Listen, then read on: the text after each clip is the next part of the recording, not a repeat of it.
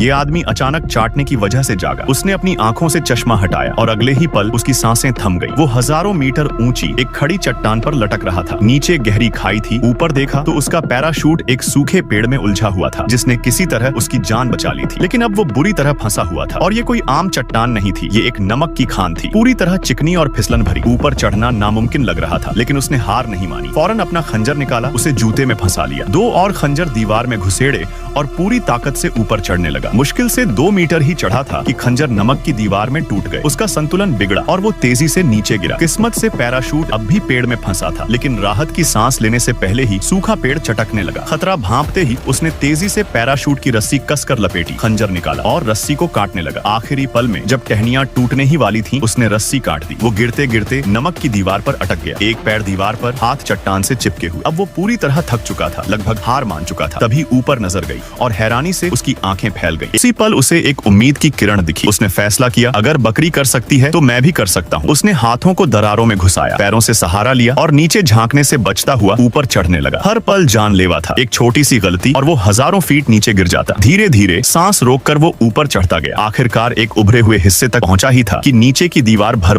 कर गिरने लगी। वो लड़खड़ाया, लेकिन खुद को संभाला और फिर से ऊपर की ओर चढ़ने लगा। तभी उसने छलांग लगाई और उसके हाथ चट्टान के किनारे तक पहुंच गए, लेकिन अब उसकी ताकत जवाब देने लगी थी। वो लटक गया, उम्मीदें डगमगाने लगी। तभी ऊपर से बकरी आई। उसने आदमी को देखा और गुस्से से उसे घूरने लगी। फिर बिना देर किए एक जोरदार टक्कर मारी। आदमी फिसला, लेकिन आखिरी वक्त पर उसने एक हाथ से चट्टान पकड़ ली। अब वो पूरी ताकत झोंक चुका था। बकरी ने फिर हमला किया, लेकिन इस बार आदमी ने उसके सींग पकड़ ली। बकरी खुद को छुड़ाने लगी, लेकिन इसी खींचतान में आदमी ऊपर खींच गया। आखिरकार उसने खुद को चट्टान के ऊपर खींच लिया। उसने धीरे से हाथ उठाया और बकरी के सिर पर रखकर हल्के से सहलाया। उसकी आंखों में सुकून और शुक्रगुजारी झलक रही थी।